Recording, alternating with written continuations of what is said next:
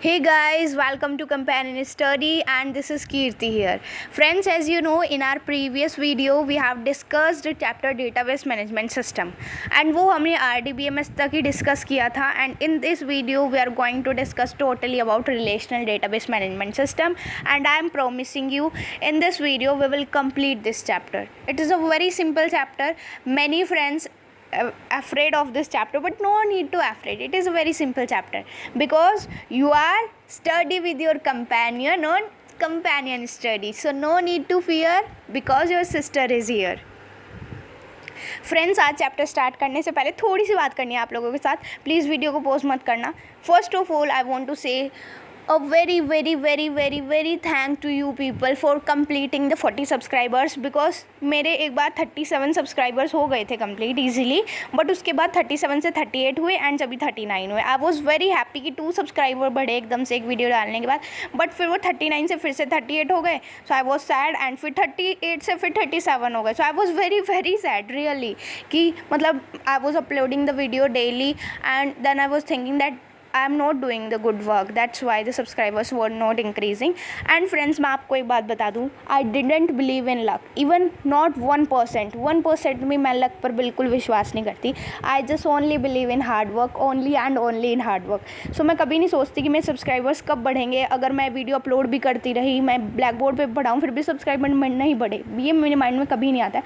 Because I believe in Krishna ji. Because hard work अगर आप करोगे ना तो आपके डेफिनेटली बनना. ये बोलने की बात है, रियलिटी है. आप लोग खुद सोच सकते हो, खुद करके देख लेना. कुछ भी करोगे ना, अगर हार्ड वर्क करोगे तो आपको ज़रूर उसका फल मिलेगा. तो thank you so much friends 40 subscribers complete करवाने के लिए. अब हमारा टारगेट 50 सब्सक्राइबर्स का ही है. 40 सब्सक्राइबर्स तो आपने करवा दिए, वो अच्छी बात है, बट 50 सब्सक्राइबर्स का टारगेट है क्योंकि फिर हम लाइव आ सकते हैं. लाइव आके हम करेंगे कंपेनियन स्टडी. ओके, लाइव आके करेंगे और वो भी ब्लैक बोर्ड पे face to face. So I need only just support of few people. So I hope my friends will support me and I will regular upload the video. Class 11 से हम starting से start करेंगे. Okay, तो अभी हम class 11 में पहुँचे नहीं हैं गाइस. ये प्रॉब्लम, ये बहुत बड़ी प्रॉब्लम है. आईटी का एग्ज़ाम है यार हमारा. एडिशनल सब्जेक्ट भी है, किसी के पास नहीं है, बट हमारे पास है. तो झेलना तो है, झेलना नहीं है, मज़े करके करना है हमें. ठीक है, तो 2 मिनट हो चुकी है भाषण के लिए, बहुत हैं. अब अपना चैप्टर स्टार्ट करते हैं. RDBMS. RDBMS stand for relational database management system. It is a database management system that is based on relational model. Relational model का मतलब ये होता है फ्रेंड्स, मैंने अपनी प्रीवियस वीडियो में आपको बताया था कि जो रिलेशनल डेटाबेस मैनेजमेंट सिस्टम होता है उसमें मल्टीपल टेबल्स होती हैं, है ना. और किसकी फॉर्म में स्टोर होता है भाई? टेबल्स की फॉर्म में स्टोर होता है. और एक टेबल नहीं होती, बहुत सारी टेबल्स होती हैं, और जितनी भी टेबल्स होती है वो सब एक दूसरे से लिंक होती है. अब वो कैसे लिंक होती है वो मैंने आपको बताया था. जैसे कि एक पर्टिकुलर टेबल में आपने roll number, student name, student ID लिखी हुई है. दूसरे टेबल में आपने वही वाले रोल नंबर, ठीक है, रोल नंबर लिखे हुए हैं एंड स्ट्रीम चूजन लिखा हुआ है. तो आपको देखना है कि जो ए स्टूडेंट है जिसका नाम ए है उसने कौन सी स्ट्रीम चूज़ किया. तो फर्स्ट टेबल में तो स्ट्रीम है ही नहीं, तो फर्स्ट टेबल में आपके पास रोल नंबर है, स्टूडेंट नेम है. तो आप देखोगे ए का रोल नंबर क्या है, ए का रोल नंबर 1 है. तो आप नेक्स्ट टेबल में जाओगे, जो नेक्स्ट टेबल हमने बनाई है उसमें रोल नंबर 1 को देखोगे कि कौन सी स्ट्रीम चूज़ किया. So how this is the method that the tables are linked with each other. Relational का मतलब यही है कि दोनों के बीच में रिलेशन होता है. Clear? In the relation model database all data is represented in tuples, rows grouped into relation tables. A database organized in the terms of relation model is a relational database. देखो friends, इसकी जो definition है उसको रटने मत बैठ जाना. I am giving you advice, please इसको रटना मत. हमें कुछ भी नहीं रटना है, ठीक है. ये बात सही है कि now in these days our goal is not to have knowledge, our goal is to gain marks gain करना है, बट मार्क्स गेन रट के भी नहीं करना है हमें. ठीक है, ये बात याद रखना. तो देखो, हमने पढ़ा है कि रिलेशनल डेटाबेस मैनेजमेंट सिस्टम किसकी फॉर्म में डेटा को ऑर्गेनाइज करते हैं. इस सिस्टम में किसकी फॉर्म में करते हैं? टेबल्स की फॉर्म में. अब टेबल्स में क्या होती है? रोज़ होती हैं, कॉलम्स होते हैं. अब रोज़ और कॉलम्स क्या होती हैं, ठीक है, उसको हम डीपली समझेंगे क्योंकि मैंने पिछली वीडियो में आपको एंड में बताया था, but that was a quick review. But I was thinking कि मेरे फ्रेंड्स को अच्छे से नॉलेज होनी चाहिए. तो देखिए, टेबल बना लेते हैं. ये बन गया टेबल. फ्रेंड्स, अब तक टेबल बन रहा है. मेरी आपसे रिक्वेस्ट है कि प्लीज़ 1.5x पर देखा कीजिए वीडियो को. ओके, प्लीज़ 1.5x पर देखा कीजिए. तो बन गया हमारा टेबल.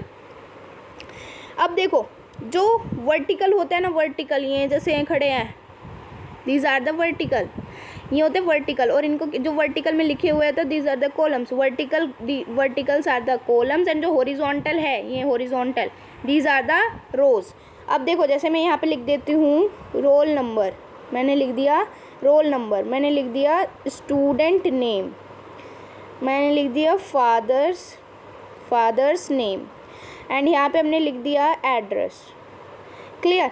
तो अब जो ये रोल नंबर है, जो स्टूडेंट नेम है, जो स्टूडेंट ये क्या है फादर्स नेम है, और जो ये एड्रेस है ये क्या है रोज, और रोल नंबर है 1। तो 1 क्या है, 1 कौन सी वैल्यू है, 1 कॉलम की वैल्यू है, because these are the vertical columns and these are horizontal rows. तो रोल नंबर जो है, रोल नंबर का जो पोर्शन है वो रोल नंबर क्या है, रोल नंबर तो भाई हमारा क्या है रोज है, रो है, स्टूडेंट नेम हमारी रो है, फादर नेम हमारा रो है, एड्रेस हमारा रो है। बट जो एड्रेस क्या है, फादर्स नेम क्या है, स्टूडेंट का क्या नाम है, that is we will write in columns, that we will write in columns. I hope this is clear to you friends. Is it clear guys? If you are having any query you can comment, I will definitely reply. Friends एक request है मेरी आपसे बस कि आप लोग जब channel को सब्सक्राइब करोगे अगर आप चैनल को सब्सक्राइब कर रहे हो तो प्लीज़ कमेंट करिए, मेरे को पता चल सके कि किसने चैनल को सब्सक्राइब किया है, and I can help you as you want. Okay, तो चलिए अब बिल्कुल भी भाषण नहीं देना है, अपनी वीडियो स्टार्ट करनी है हमें, क्योंकि वीडियो फिर ज़्यादा लंबी हो जाती है एंड हमें अपना पूरा चैप्टर डिस्कस करना है। तो हमने रिलेशनल डेटाबेस मैनेजमेंट सिस्टम क्या है समझ लिया है ना, उसमें हमने ये समझ लिया है कि रोज़ क्या होती हैं, कॉलम्स क्या होती है। अब एक मेथड मेरे फ्रेंड्स को लर्न करके जाना है, दैट इज़ कि जो रो है, रो का दूसरा नेम क्या होता है फ्रेंड्स, टपल्स। रो का दूसरा नेम क्या होता है, टपल्स, और तीसरा नेम रिकॉर्ड्स, या फिर आप इसको ऐसे याद कर लीजिए। वैसे इतना लंबा कंसेप्ट हमारी अभी क्लास 10th में है नहीं कि उसको टपल्स क्यों कहते हैं। वैसे मैं आपको बता देती हूँ कि रो को रिकॉर्ड कहते हैं और एक सिंगल रिकॉर्ड को ही टपल कहते हैं, बट हमारी क्लास 10th में सिर्फ इतना ही है कि रो को ही टपल कहते हैं, टपल को ही रिकॉर्ड कहते हैं, मतलब रो टपल रिकॉर्ड एक ही बंदे का नाम है। क्लियर। अब आ जाते हैं हमारे नेक्स्ट फ्रेंड, हमारे कॉलम जी। भाई डार्क सा कलर नहीं है क्या, कॉलम। अब कॉलम जी का दूसरा नेम क्या है फ्रेंड्स, बताइए फटाफट से। What is the second name of column, that is field, and the third name is attribute, the third name is attribute. Friends अभी आपका क्या काम है, आपको एक काम करना है, वीडियो जब देख रहे हो आप तो प्लीज़ कंसेप्ट को ध्यान से समझना है।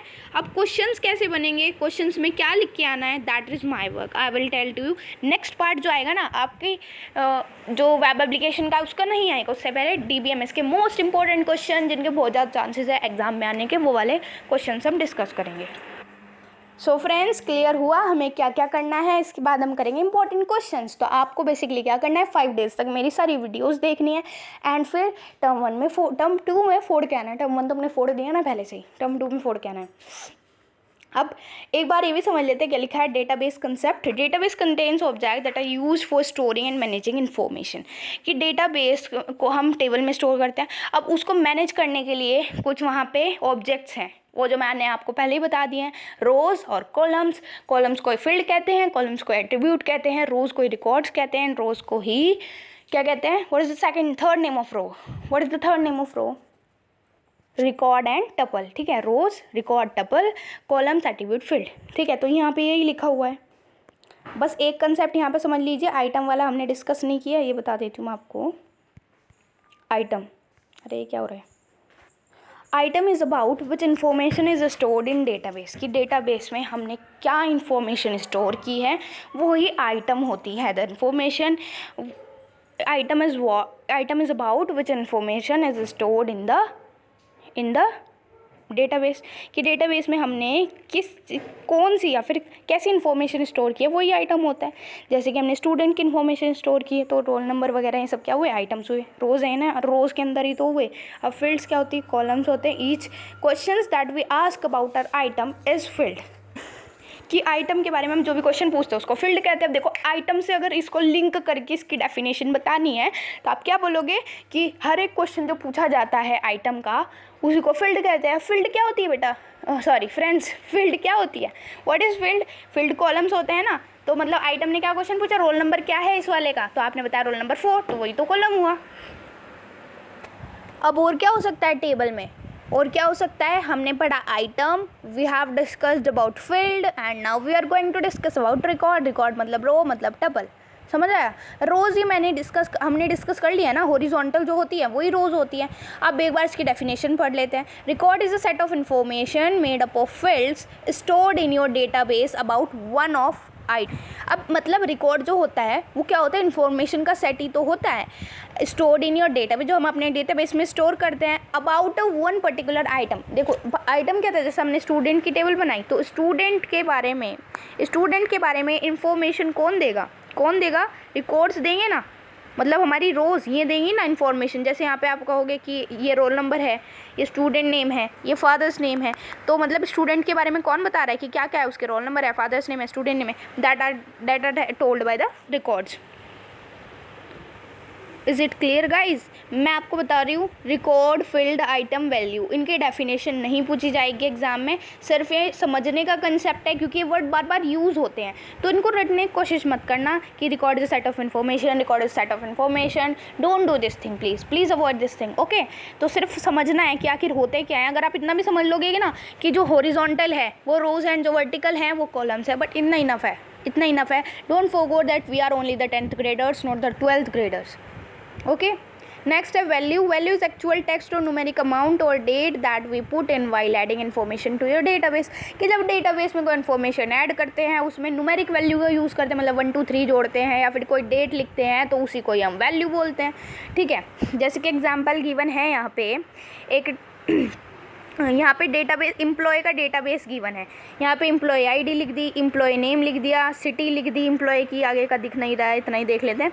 तो यहाँ पे एम्प्लॉय आईडी, एम्प्लॉय के बारे में क्या क्या बताया गया, एम्प्लॉय की आईडी, एम्प्लॉय का नेम और एम्प्लॉय की सिटी, ये तीनों चीज़ क्या है, what are these are the rows. And employee की आईडी 1 है, एम्प्लॉय का नेम क्या है, अभिनय है, और एम्प्लॉय मुंबई में रहता है, ये क्या है, कॉलम्स है। अब ये कहोगे कि अगर ये भी कॉलम्स है और ये रोज़ है तो मतलब क्या हुआ, मतलब ये हुआ फ्रेंड्स कि ये कॉलम है, देखो एम्प्लॉय की आईडी 1 है, एम्प्लॉय की आईडी 2 है, एम्प्लॉय की आईडी 3 है, ये कॉलम हुआ।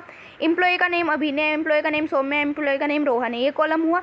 एम्प्लॉय मुंबई में रहता है, ये वाला दिल्ली में रहता है और ये वाला बेंगलोर में शिफ्ट हो गया, तो ये भी कॉलम हुआ। और रोज़ क्या है, रोज़ है, देखो इस पूरे को आप रो कह सकते हो, ये पूरा रो है कि जिस एम्प्लॉय की आईडी 1 है उस एम्प्लॉय का नाम अभिनय है और वो मुंबई में रहता है। क्लियर, ये हो गई रोज़, ये रोज़ है फ्रेंड्स, बार बार मैं रिपीट कर रही हूँ, ये रोज़ एंड ये कॉलम्स है, बस इतना ही समझना है, ये रोज़ है एंड ये कॉलम्स है, ठीक है। इतना समझ आ गया, तो बस इतना ही समझना है हमें। अब देखो यहाँ पे एक इंपॉर्टेंट क्वेश्चन आ गया है, how data is organized in RDBMS। अभी डिस्कस किया था कि RDBMS में डेटा को कैसे ऑर्गेनाइज करते हैं, in the form of tables. आप ऐसे भी लिख सकते हो, data is organized in the table format which are linked with each other, या फिर लिख सकते हो data is organized in the form of interlinked tables, की जो एक दूसरे से लिंक होती हैं, ऐसी टेबल्स के फॉर्म में डेटा स्टोर होता है, किसमें, RDBMS में। एंड अगर बात की जाए DBMS की, मतलब सिर्फ डेटाबेस मैनेजमेंट सिस्टम की, तो उसमें क्या होता है, जो डेटा होता है वो फाइल के फॉर्मेट में स्टोर होता है। अब ये बहुत इंपॉर्टेंट क्वेश्चन है कि RDBMS और DBMS में क्या डिफरेंस है, तो वो जो हम अपनी इंपॉर्टेंट क्वेश्चन की सीरीज़ लेके आएंगे उसमें डिस्कस करेंगे, उस सीरीज़ को बिल्कुल भी मिस नहीं करना है। मेरे को लग रहा है उसमें से 85% क्वेश्चन वहाँ पे आपको देखने को मिल जाएंगे, बहुत ज़्यादा इंपॉर्टेंट है। मेरे खुद क्लास टीचर ने मेरे को रेफ़र की है, बहुत अच्छी है सच में, आप उससे बहुत हेल्प मिलेगी आपको, मतलब उसमें आपका ना सारा कंसेप्ट ही क्लियर हो जाएगा, जो आपको एक्सप्लेनेशन में भी समझ नहीं आया ना वो सारा क्लियर हो जाएगा, और उससे अलग आप कोई भी क्वेश्चन आ जाए उससे अलग भी आप कर लोगे, that is my guarantee, okay. तो अभी क्या आता है, अब आता है टेबल। अभी टेबल क्या होता है, अब टेबल क्या होता है फ्रेंड्स, अब देखो जब हमें पता है RDBMS में टेबल की फॉर्म में होता है तो पता होना चाहिए ना टेबल क्या होता है। टेबल यही तो होता है, किसका ग्रुप, रोज़ का और कॉलम्स का। टेबल वो होता है जिसमें हम डेटा की वैल्यूज़ को किसकी फॉर्म में रखते हैं, तो रोज़ में रखते हैं। कुछ रोज़ होती हैं एंड कुछ कॉलम्स होते हैं। जैसे कि रोल नंबर रो हो गया, स्टूडेंट नेम रो हो गया। अब रोल नंबर क्या है, that is the column, name क्या है, that is the column.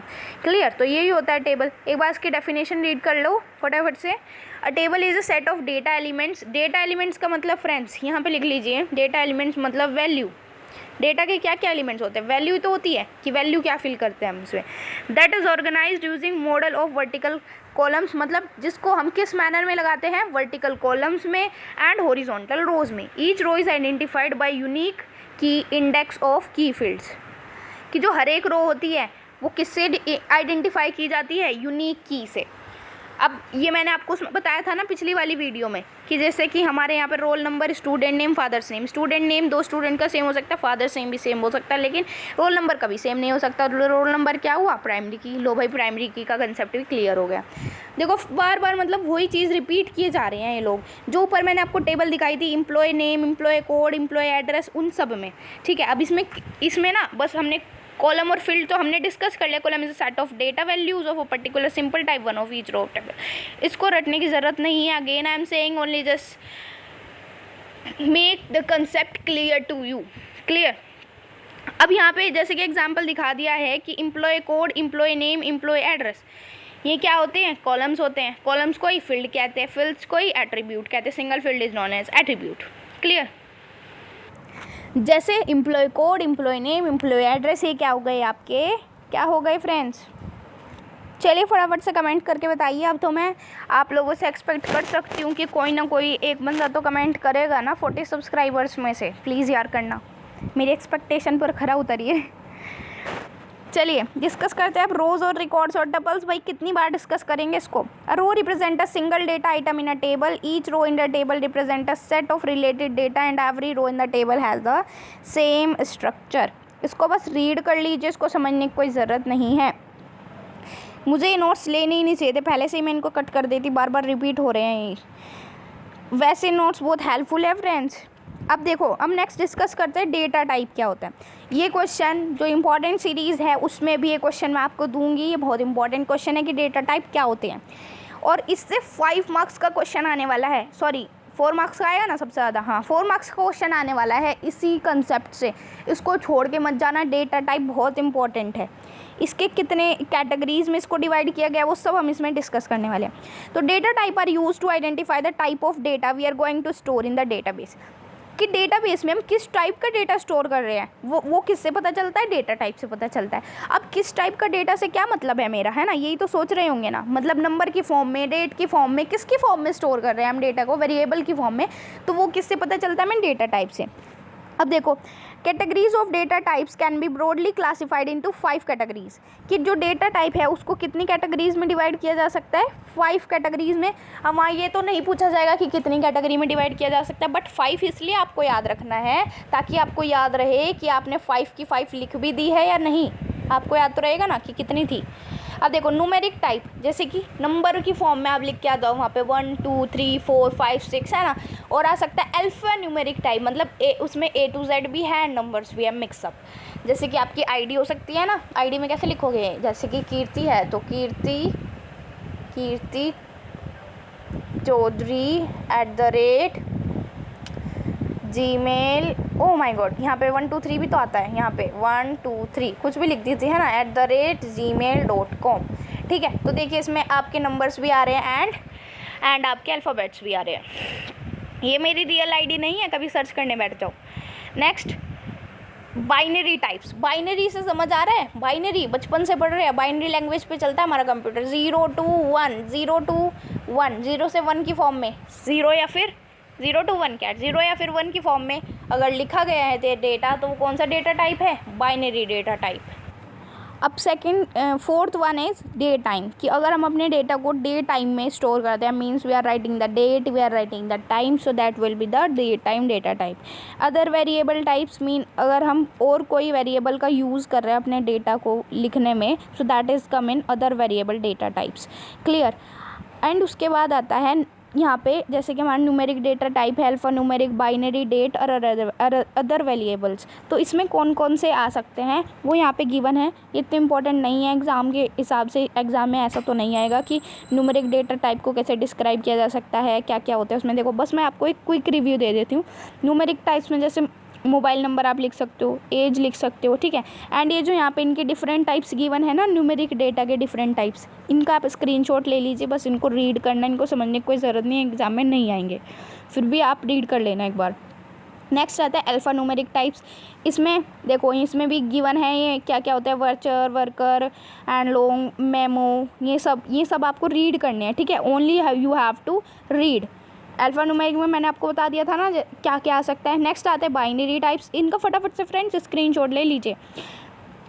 Binary types में देखो 0 से 1, इसमें कंफ्यूज हो गए होंगे ना, तो इसमें होता है जैसे कि फ़ोटोज़, म्यूज़िक्स, फाइल्स, इन सब को आप स्टोर कर सकते हो, होता है 0 to 1 बाइनरी फॉर्मेट, यही होता है। नेक्स्ट आता है, इसमें भी देखो इसके बाइनरी टाइप्स दे रखे हैं, ये भी लर्न नहीं करने हैं, बस पढ़ के जाना है। जैसे कि लॉन्ग वार बाइनरी इमेजेस के लिए, बाइनरी फिक्स के लिए, ठीक है, तो ये सब आपको बस पढ़ के जाना है। डे टाइम में जैसे date of birth, date of admission, ठीक है, ऐसी इन्फॉर्मेशन आप इसमें स्टोर कर सकते हो। The list of different data types, देखो यहाँ पे जो आपका टाइम और डेटा टाइप था ना, उनके टाइप्स दे रखे हैं, ठीक है। तो यहाँ तक आपको स्क्रीनशॉट ही लेना है बस।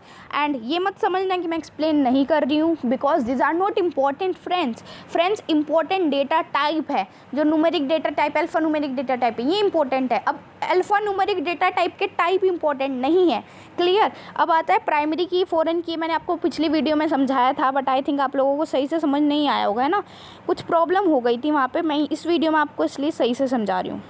देखिए प्राइमरी की तो सब बहुत ही ज़्यादा सिंपल है और सबसे इम्पोर्टेंट की है यही, प्राइमरी की ज़रूर आने वाली एग्ज़ाम में बहुत इंपॉर्टेंट है ये, ठीक है। तो प्राइमरी की क्या होती है, जो हमारी यूनिक वैल्यू को आइडेंटिफाई करती है टेबल में। जैसे टेबल में आपका एडमिशन नंबर है, स्टूडेंट नेम है, ठीक है, स्टूडेंट नेम है, एडमिशन नंबर है, फादर्स नेम है, एड्रेस है, ये सब आपका गिवन है। तो आपको कहा गया कि आपको रोहन की सारी डिटेल्स निकालनी है। जब आप ढूंढने गए डेटा में तो आपने देखा कि रोहन नाम से 2 बच्चे हैं, तो आप किसकी डिटेल निकालोगे। बट अगर आपको एडमिशन नंबर बता दिया जाए, that is the unique, admission number हर एक पर्सन के लिए यूनिक होता है, हमेशा यूनिक होता है एडमिशन नंबर, तो दैट इज़ प्राइमरी की, ठीक है। तो क्योंकि अगर आपको एडमिशन नंबर बता दिया जाए तो आप किसी का भी इन्फॉर्मेशन निकाल सकते हो, क्लियर। तो admission number is a primary की इन दैट टेबल। अगर टेबल का नेम स्टूडेंट टेबल है, so you can write in the student table admission number is a primary की, क्लियर। अगर रोल नंबर दे दिया जाए और स्टूडेंट का नेम दे दिया जाए, क्लास दे दी जाए, है ना, ये सब दे दिया जाए, डेट ऑफ बर्थ दे दी जाए, तो आप वहाँ पे क्या हो जाएगा, आपका रोल नंबर हो जाएगा प्राइमरी की, क्लियर। नेक्स्ट आता है फॉरेन की। अब देखो ये थोड़ा टेढ़ा कंसेप्ट है, पर ध्यान से समझना। आपके पास एक टेबल है, टेबल बनाई है आपने, उसमें रोल नंबर लिखा है, स्टूडेंट का नेम लिखा है, 2 चीज़ें लिखी है उसमें, अब और स्टूडेंट की क्लास लिखी है, ठीक है। अब जब आप क्लास तो मतलब सेम ही होगी, एक क्लास का टेबल है, उसमें आपका नेम, क्लास 10th की टेबल है, उसमें स्टूडेंट का नेम है, स्टूडेंट का रोल नंबर है, उस टेबल को आप नेम दे दीजिए पेरेंट टेबल, ठीक है, वो टेबल हो गई पेरेंट टेबल। अब एक दूसरी टेबल बनी है जिसको आपने दे दीजिए नेम चाइल्ड टेबल, उस टेबल में स्टूडेंट के रोल नंबर उसी क्लास के जो इसमें लिखे हैं ना, और स्टूडेंट को रोल नंबर और उन्होंने कौन सी स्ट्रीम चूज़ की है क्लास 11th के लिए, वो लिखा है। तो आपने पेरेंट टेबल में देखा कि एक बच्चा है राम नाम का, ठीक है, राम है उसका नेम, उस बच्चे का, तो आपको वो देखना है कि उसने कौन सी स्ट्रीम चूज़ किया। तो यहाँ पे तो स्ट्रीम चूज़न लिखा ही नहीं है कौन सी है, तो आप क्या करोगे, राम का रोल नंबर देखोगे यहाँ पे 1, तो यहाँ पे जाओगे, ढूंढोगे रोल नंबर 1, ढूंढ लिया। अब देखा कि उसने ह्यूमैनिटीज़ या फिर मैथ्स या फिर साइंस या फिर कॉमर्स जौन सी भी चूज़ किया, वहाँ से उसको विजिट कर सकते हो। Means both are interlinked with each other.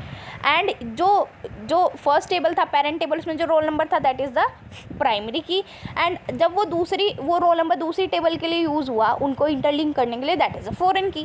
देखो foreign key identifies a column or a set of columns in one differencing table that refer to a column or set of columns in another differencing table. देखिए जो एक में column है वो दूसरे में जब बनता है, जैसे कि इससे कंफ्यूज मत होना, इसकी डेफिनेशन लर्न कर लेना, और जैसे मैंने समझाया ऐसे समझाना, समझना, ठीक है। और इसकी डेफिनेशन बहुत ज़्यादा इंपॉर्टेंट है, इसको लर्न करके जाना। A foreign key identifies a column or set of columns in one table that refer to a column or set of columns with another table, ठीक है। समझ आए? अब जो ये नीचे लिखा है ना, ये सिर्फ समझने का कंसेप्ट है, इसको आप छोड़ भी सकते हो, चाहे छोड़ दीजिए इसको। वैसे मतलब जिनको ये वाला कंसेप्ट समझ नहीं आता ना, तो वो इस मेथड से समझ लेते हैं उसको। चलिए फिर भी आप लोगों को बता देती हूँ, वरना बोलोगे कि समझाती तो है नहीं, है ना। देखो, वन पेरेंट पी के प्राइमरी की, इसका मतलब ये है कि जो आपका पेरेंट टेबल उसमें क्या होगी, प्राइमरी की होगी। और मैनी चाइल्ड मतलब बहुत सारे चाइल्ड टेबल बना दिया आपने, तो प्राइमरी की और सबके लिए क्या होगी, फॉरेन की होगी, एफ के। तो बस पी के एफ के यही याद करना है इसमें। अब आता है हमारा next topic, there are two types of language, कि लैंग्वेज वाला टॉपिक आता है। अब बहुत बच्चों को कन्फ्यूज़न है इस टॉपिक में। DDL और DML, दो टाइप की लैंग्वेज होती है हमारे पास, DDL और DML। DDL की फुल फॉर्म होती है data definition language and DML data manipulation language. कोई इसको बोलता है डेटा डिस्क्रिप्शन लैंग्वेज, बट आपको एग्जाम में लिख के आना है data definition language. Okay, it is standard for commands that define the different structure in database. कि ये मतलब एक कमांड देती है कि डेटाबेस का स्ट्रक्चर कैसा होना चाहिए, ठीक है। उसको मॉडिफाई करती है, उसको क्रिएट करती है, ठीक है। उसके टेबल को, डेटाबेस का स्ट्रक्चर किसके ऊपर डिपेंड होगा, जैसा उसका टेबल का स्ट्रक्चर होगा, तो मतलब टेबल के स्ट्रक्चर को क्रिएट करती है और मॉडिफाई करती है, ठीक है। मतलब चेंज करती रहती है उसको। किसका काम होता है, DDL का। DDL statement creates, modify and remove database objects such as tables, indexes and users. अब इसमें जो इम्पोर्टेंट है वो आपको यहाँ तक याद करना है इसको, modify and remove database object such as भी याद मत कीजिए, मतलब कम से कम याद करोगे ना आप। अब ये वाला जो टॉपिक है ये इंपॉर्टेंट है इन लैंग्वेजेस से, कि इनकी statements, common DDL statements are, इनकी स्टेटमेंट्स आपको लर्न करनी है, DDL की भी और DML की भी। बस इतना याद कीजिए, DDL डेटा डेफिनेशन लैंग्वेज, मतलब जो डेटा को मॉडिफाई करती है, डेटा को क्रिएट करती है एंड रिमूव करती है कुछ ऑब्जेक्ट्स को। जैसे कि टेबल को अगर हमें रिमूव करना है तो हम कर सकते हैं। नेक्स्ट, अब डेटा मैनिपुलेशन लैंग्वेज वो डिस्कस करेंगे। उससे पहले इसके कुछ स्टेटमेंट्स है, जैसे क्रिएट, ऑल्टर और ड्रॉप। मतलब अगर हमें क्रिएट करना है डेटाबेस ऑब्जेक्ट को, तो हम क्या करेंगे, क्रिएट वाली जो ऑप्शन होता है उस पर क्लिक करेंगे। अगर हमें मॉडिफाई करना है तो वी विल यूज़ ऑल्टर, और अगर हमें डिलीट करना है तो वी विल यूज़ ड्रॉप, ठीक है। आ सकता है, इससे क्वेश्चन आ सकता है एग्जाम में, कि ड्रॉप का क्या काम होता है, डिलीट करना, अगर हमें डेटाबेस को डिलीट करना है, ठीक है। एंड ऑल्टर, मॉडिफाई करना है, एंड क्रिएट, अगर क्रिएट करना है। सो अब हमें पढ़ना है data manipulation language. It stands for data manipulation language, DML stand for data manipulation language. Learn करो इसको यहीं पे, यहीं लर्न करके जाना है, इसको कुछ नहीं छोड़ना है कि एग्जाम वाले दिन बैठ के लर्न कर रहे हो, ठीक है। और जिस दिन जो वीडियो डल रही है ना, फटाफट से उसी दिन इसको विजिट करिए। अगर आपने चैनल को सब्सक्राइब नहीं किया है तो उस दिन तो आपको वीडियो मिलेगी नहीं, 1-2 दिन बाद दिखेगी, फिर आप यार मतलब छूट जाएगा ना यार आपका, ठीक है। तो फटाफट से चैनल को कर दीजिए सब्सक्राइब। चलिए, it is standard for commands that enables user to access and manipulate data in database। कि डेटाबेस को अगर हमें एक्सेस करना है, अपना डेटा जो बनाया उसमें एक्सेस करना है, फिर उसको मैनिपुलेट करना है, तो उसके लिए हम क्या यूज़ करते हैं, DML। और DML की स्टेटमेंट्स देखो फटाफट से। पिछले वाले की DDL की स्टेटमेंट्स क्या थी हमारी, क्रिएट थी, अल्टर थी और ड्रॉप थी, ठीक है।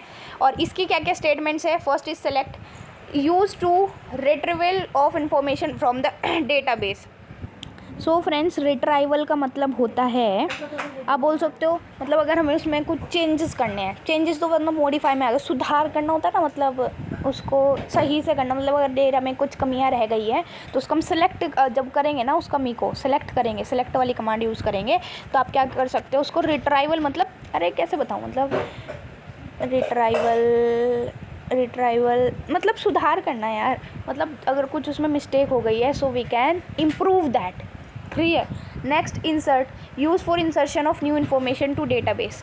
कि अगर आपको कि हम DML से क्या कर सकते हैं, अगर नई इन्फॉर्मेशन को इंसर्ट करनी है, मतलब कोई नई इन्फॉर्मेशन डालनी है किसी पर्टिकुलर डेटाबेस में, तो DML का जो स्टेटमेंट है इंसर्ट, उससे हम उसको इंसर्ट कर सकते हैं, नई इन्फॉर्मेशन डाल सकते हैं। Delete, use for deletion of information in the database. कि अगर हमें कोई इन्फॉर्मेशन को डिलीट करना है, so we can use delete. अब अगर हमें DDL में डिलीट करना है, तो हम क्या यूज़ करते हैं वहाँ पे, ड्रॉप यूज़ करते हैं, जिससे हमें जिससे इन्फॉर्मेशन नहीं, देखो बेसिकली ये किसके ऊपर डिपेंड है फ्रेंड्स, देखो मेन डिफरेंस इसका समझो। इसमें यूज़र को मैनिपुलेट करना है, एक्सेस करना है, that is used by DML। और अगर हमें स्ट्रक्चर को छेड़खानी करनी है, स्ट्रक्चर के साथ स्ट्रक्चर को छेड़ना है, स्ट्रक्चर को कुछ भी करना है, गड़बड़ मारनी है स्ट्रक्चर में, तो हम DDL का यूज़ करते हैं। अब स्ट्रक्चर में टेबल को डिलीट मारना है तो DDL, और यहाँ पे इन्फॉर्मेशन को डिलीट मारना है तो DML। समझ आए, यहाँ पे इन्फॉर्मेशन के ऊपर डिपेंड है, वो स्ट्रक्चर के ऊपर डिपेंड है, ठीक है, समझ लेना। स्ट्रक्चर को डिलीट मारना है तो क्या करोगे, ड्रॉप, और इन्फॉर्मेशन को तो डिलीट, क्लियर। नेक्स्ट आता है update use for modification of information of database. अगर हमें मॉडिफाई करना है, modify, yes, is it clear. वहाँ पे हम स्ट्रक्चर को मॉडिफाई कर रहे थे और इसमें हम किसको मॉडिफाई कर रहे हैं, किसको मॉडिफाई कर रहे हैं, इन्फॉर्मेशन को, तो हम किसका यूज़ करेंगे, अपडेट का। अब देखो ये ज़्यादा इंपॉर्टेंट नहीं है पर हम डिस्कस करेंगे टाइप्स ऑफ डीएमएल। डीएमएल के दो टाइप्स होते हैं, procedural and non procedural, procedural and non procedural. तो प्रोसीजरल हमें स्पेसिफाई करता है कि हमें क्या कैसा डेटा चाहिए और हम उसको कैसे ले सकते हैं, बस इतना ही याद रखना है कि प्रोसीजरल हमें बताता है कि what we need and how we can get it, and non procedural हमें बस बताता है कि हमें क्या चाहिए, ये नहीं बताता कैसे लेना है, देखो कितना कंजूस है, बस ये बताता है कि क्या चाहिए, बस इतना लर्न करना है। ये नोट भी देख लेते हैं क्या लिखा है। A popular data manipulation language is SQL, structured query language. अब देखो हमने डीएमएल पढ़ा तो इसमें भी जो पॉपुलर लैंग्वेज है डेटा को मैनिपुलेट करने की मतलब मॉडिफाई करने की, वो है एसक्यूएल। एसक्यूएल को बोले तो इस चैप्टर की जान है, एसक्यूएल के ऊपर ही चैप्टर टिका हुआ है। एसक्यूएल जो है ना 4 मार्क्स का क्वेश्चन डेफिनेटली बनेगा, बहुत बहुत बहुत बहुत बहुत बहुत ज़्यादा इम्पोर्टेंट है, जिसको नहीं आता होगा उसके लिए बहुत बहुत बहुत हार्ड है, पर no need to fear because your sister is here, right. तो ये जो है ना बहुत बहुत बहुत बहुत बहुत हार्ड वाला माइंड सेट, ये बहुत बहुत बहुत बहुत ईजी वाले में चेंज हो जाने वाला है। Again I am recommended you please save your time and watch this video on 1.5x if possible to 2x। मैं तो 2x में ही करती हूँ भाई, मुझे कोई वीडियो वॉच करनी होती है, I used to use it in 2x। देखो फ्रेंड्स अभी हमारे चैप्टर की जान एसक्यूएल पे हम पहुँच ही गए, अब लग रहा है ना अच्छा सा क्रॉप सा करके। हाँ देखो एसक्यूएल कमांड मतलब स्ट्रक्चर क्वेरी लैंग्वेज। इस टॉपिक को बिल्कुल दिमाग, कान, आंखें सब कुछ खोल के पढ़ना है, बहुत ज़्यादा इम्पोर्टेंट है, डरना नहीं है, ओनली एंड ओनली समझना है, because we believe in hard work and also believe in companion study, clear.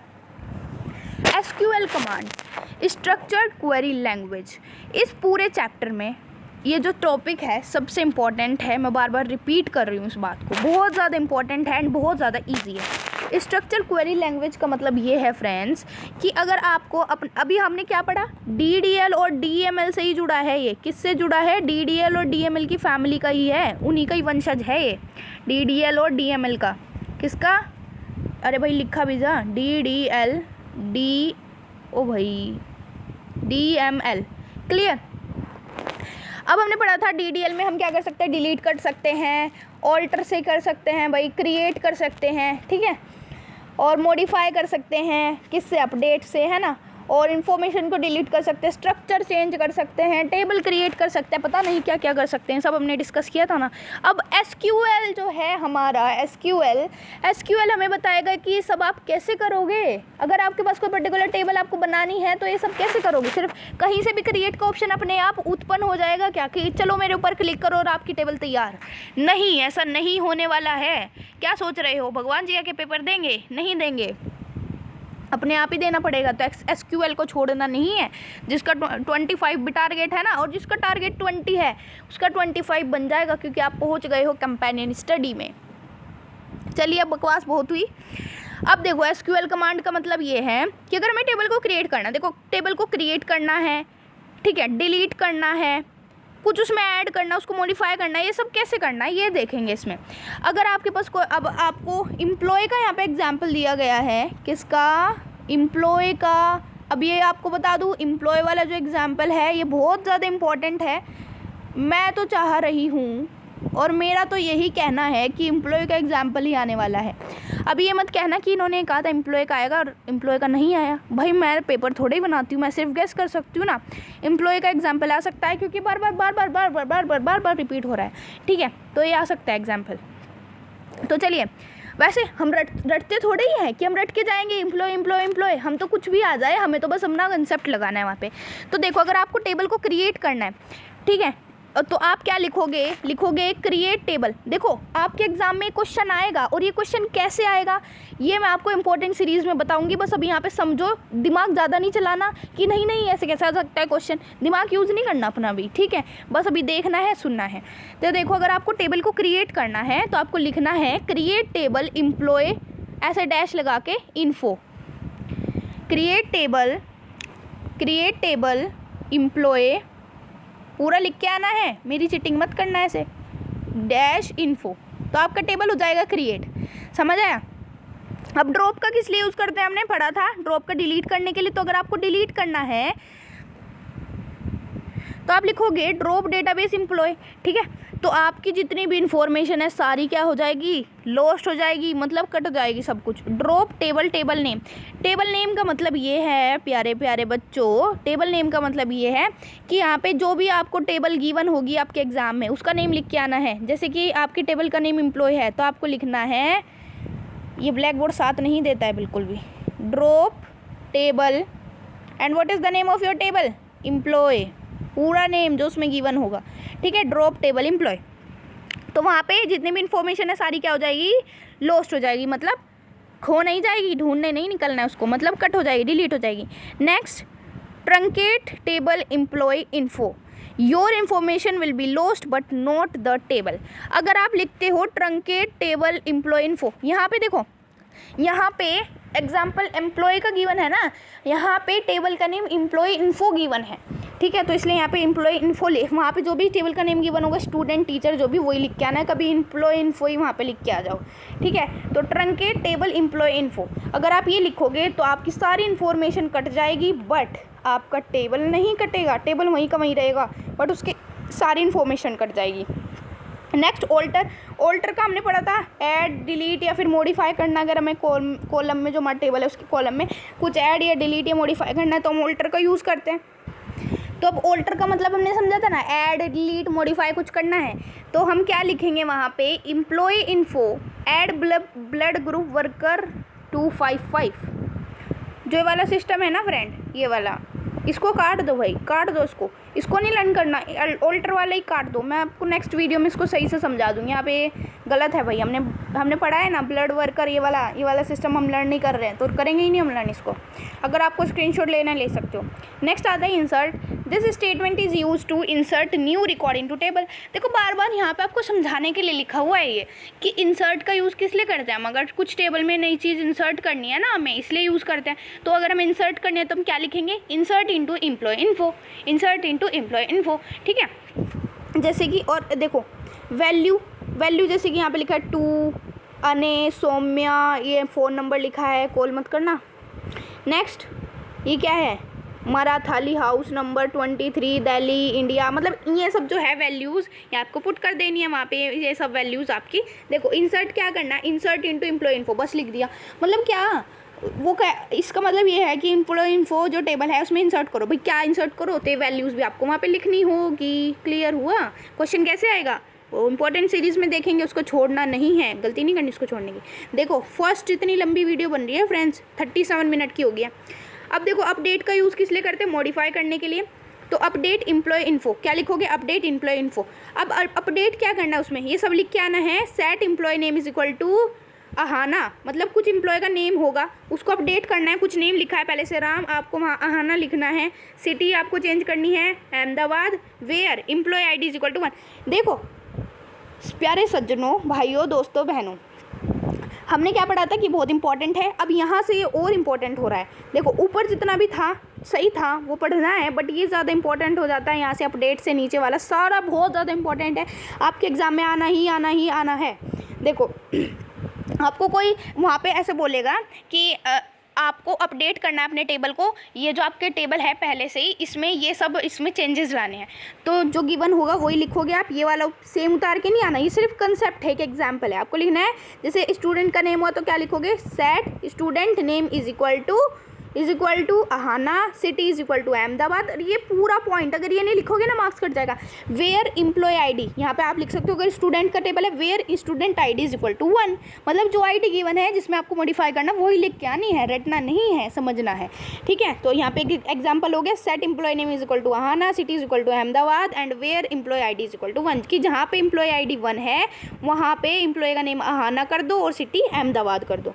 Next, delete किस लिए यूज़ होता है, कुछ टेबल डिलीट करना है, मतलब टेबल में कुछ भी डिलीट कर, तो यहाँ पे जैसे कि हमें डिलीट करना है नेम, प्रीति नेम लिखा है वो डिलीट करना है, तो क्या लिखोगे, delete from delete from employ info where employee name is equal to Preeti, कि एम्प्लॉय इन्फो, देखो फ्रेंड्स जो भी टेबल का नेम होगा ना, देखो बार बार रिपीट कर रही हूँ, आप लोग प्लीज़ ये मिस्टेक मत करके आना प्यारे दोस्तों, फ्रेंड्स भाइयों बहनों, प्लीज़ ये मिस्टेक मत करके आना।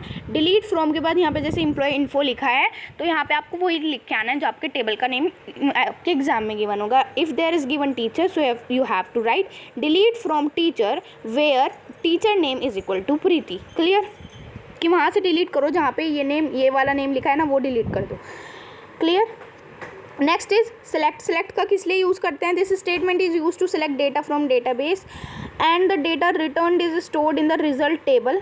तो मीन्स हम सेलेक्ट का यूज़ कब करते हैं, जब हमारे पास कोई डेटाबेस है और उसमें से हम किसी पर्टिकुलर डेटा को अगर सेलेक्ट कर लेते हैं तो वो एक नई टेबल में स्टोर हो जाता है और उस टेबल को क्या बोल देते हैं, रिजल्ट टेबल। अब ये सब अगर हमें करना है, अपने डेटा को सिलेक्ट करना है, नई टेबल में डालना है, तो हम क्या क्या यूज़ करेंगे अब वो देख लेते।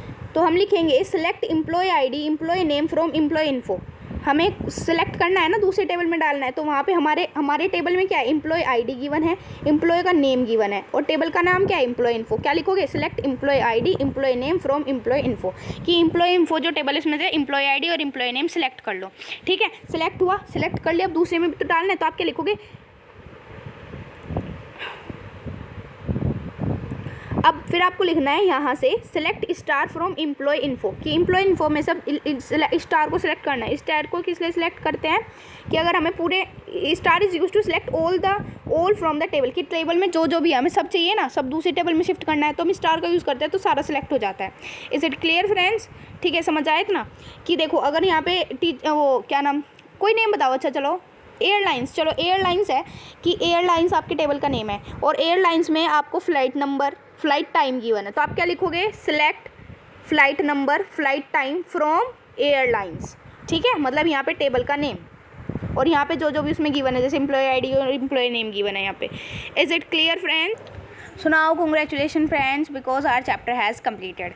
ये यहाँ पे क्या है बताइए, टर्म 2 का सिलेबस आईटी का, स्क्रीनशॉट लेना चाहते हो तो ले सकते हो, एंड स्ट्रैटेजी की वीडियो भी एक डाली हुई है, उसको देखना चाहते हो देख लो, वरना बस अपना जो हम ये जो चैप्टर्स कर रहे हैं, इंपॉर्टेंट सीरीज़ कर रहे हैं, उनको बिल्कुल भी मिस नहीं करना है। So finally we have done chapter database management system within 42 minutes. I hope this is helpful to you. If helpful so please like share and subscribe. Thank you so much.